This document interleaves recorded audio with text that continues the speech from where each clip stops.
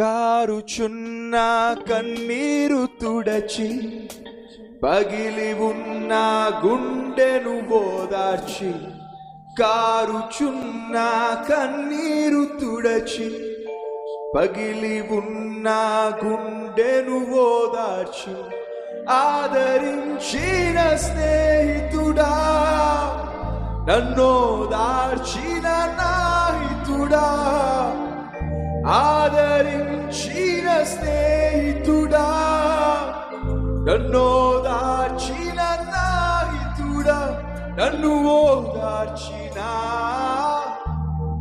అందరూ కలిసి స్నేహితుడా, నాహితుడా, నన్ను విడువని బహుప్రియుడా, నన్ను మరువని నాహితుడా, నన్ను విడువని బహుప్రియుడా, నన్ను మరువని నాహితుడా.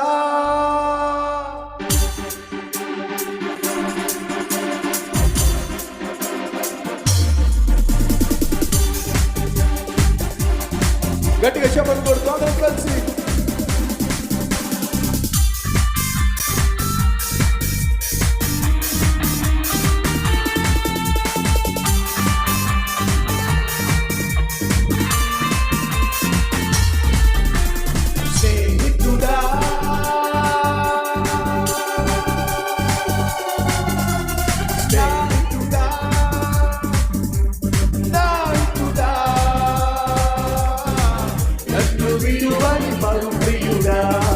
నన్ను మరువని నాహితుడా, నన్ను విడువని బహుప్రియుడా, నన్ను మరువని నాహితుడా. ఏమని నిన్ను వర్ణితును, ప్రేమకు నేను ఏమిత్తును, ఏమని నిన్ను వర్ణితును, నీ ప్రేమకు నేను ఏమిత్తును. స్నేహితుడా,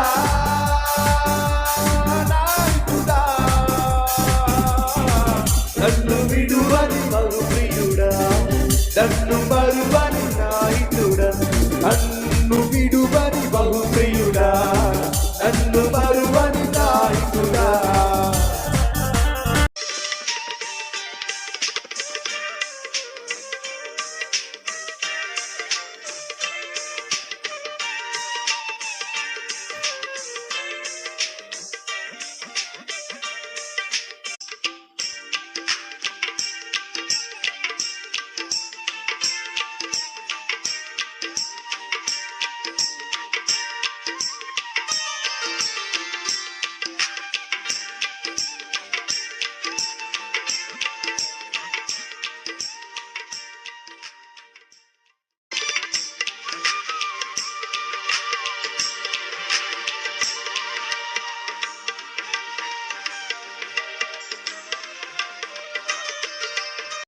యోసేపు బహు చిన్న ప్రాయంలోనే దేవుని యొక్క భయము, దేవుని పట్ల భయము, భక్తి కలిగినటువంటి యవనస్తుడు. మిగతా సహోదరులందరూ ఇష్టానుసారంగా జీవిస్తున్నప్పటికీ కూడా యోసేపు మాత్రం పడుచుతనంలో పరిశుద్ధంగా జీవించాడు.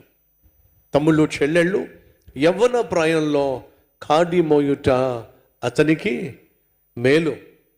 యవ్వన ప్రాయంలో దేవుని పట్ల భయభక్తులు కలిగి జీవించటం ఆశీర్వాదం. ఈరోజు ఎంత సేవ మీరు చూస్తున్నారు అంటే కారణం తెలుసా? నేను యవ్వన ప్రాయంలో దేవుణ్ణి సేవించాను. 18 సంవత్సరాల యవనస్తునిగా, ఒక యువకుడిగా పరిశుద్ధ గ్రంథాన్ని చేతబట్టి వాక్య పరిచర్య స్టార్ట్ చేశాను. అట్టి కృప దేవుడు నాకు అనుగ్రహించాడు. తమ్ముళ్ళు చెల్లెళ్ళు, మీరు నాకంటే గొప్పగా దేవుని చేత వాడబడగలరు ఎప్పుడు? మీ యవ్వన ప్రాయాన్ని ప్రభువుకు అంకితం చేసినప్పుడు. ఎవరైతే యవ్వన ప్రాయంలో పరిశుద్ధంగా జీవించడానికి ఇష్టపడ్డారో వాళ్ళందరినీ దేవుడు ఆశీర్వదించాడు. యోసేపు యవ్వన ప్రాయాన్ని పరిశుద్ధంగా కాపాడుకున్నాడు.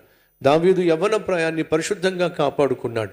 దానియేలు యవ్వన ప్రాయాన్ని పరిశుద్ధంగా కాపాడుకున్నాడు. వీళ్ళందరినీ చూడండి, యవ్వనంలో పరిశుద్ధంగా జీవించిన వారిని దేవుడు ఉన్నతమైన స్థితికి తీసుకుని వెళ్ళాడు. బైబిల్ సెలవిస్తుంది, యథార్థవంతులను బలపరచుటకు యెహోవా కనుదృష్టి లోకమంతా సంచారం చేస్తుందట. ఎక్కడైనా నాకు దొరుకుతారా? యథార్థంగా జీవించేవాళ్ళు, నీతిగా జీవించేవాళ్ళు, నీతి కొరకు ఆకలి దప్పిక కలవారు దరిద్రుల ధన్యులు. ఎవరైనా నీతిగా జీవించాలని ఆశపడేవాళ్ళు, యథార్థంగా బ్రతకాలని ఆశపడేవాళ్ళు ఎక్కడైనా ఉన్నారా? వాళ్ళను దీవించాలి, వాళ్ళను హెచ్చించాలి, వాళ్ళను ఉన్నత స్థితికి తీసుకువెళ్ళాలి దేవుడు ఆశిస్తూ ఉన్నాడు. ఆ దేశంలో సోదరులు, దేవుడు మహారాజు, ప్రపంచాన్నే పరిపాలిస్తున్న మహా గొప్ప రాజు. ఆ రాజు కూడా ఎదురు చూస్తున్నాడు, వెతుకుతున్నాడు, ఎవరైనా యథార్థంగా జీవించే వాళ్ళు కనిపిస్తారా అని చెప్పి. నువ్వు ఉద్యోగం చేస్తున్నావా? ఉద్యోగంలో యథార్థత. వ్యాపారం చేస్తున్నావా? వ్యాపారంలో యథార్థత. చదువుకుంటున్నావా? చదువులో యథార్థత. సేవ చేస్తున్నావా? సేవలో యథార్థత.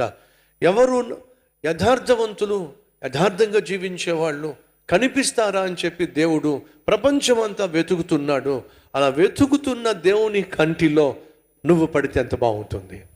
ఆ రోజు యవనస్తుడు రాజు కంటిలో పడ్డాడు. ఎలా? యథార్థవంతునిగా. ప్రతిఫలం ఏమిటి? పేదవాడు కాస్త పరిపాలించు స్థానానికి ఎలా వెళ్ళాడో తెలుసా?